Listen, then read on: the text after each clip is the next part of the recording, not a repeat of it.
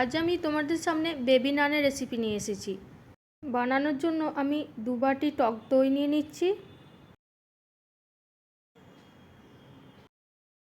দইয়ের মধ্যে সামান্য পরিমাণ চিনি অ্যাড করে দিচ্ছি।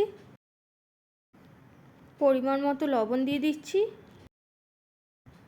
1 চামচ মতো বেকিং পাউডার। এবার আমি হাতের সাহায্যে ভালো করে মিক্স করে নেব। আমার মিক্স হয়ে গেছে।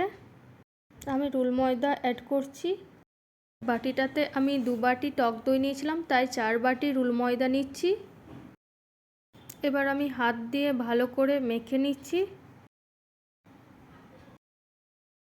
মাখাটা আমার প্রায় হয়ে গেছে। এর মধ্যে আমি তেল অ্যাড করে দিচ্ছি। আমি এবার ভালো করে মেখে নিচ্ছি তেলটা দিয়ে।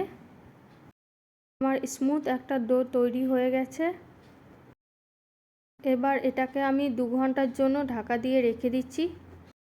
2 ঘন্টা পর দেখো কেমন ফুলে গেছে। আমি গ্যাসের মধ্যে তেলটা গরম হতে দিয়ে দিয়েছি। এবার আমি বেবি নানগুলো হাতের সাহায্যে বানিয়ে নিচ্ছি একটা থালার মধ্যে।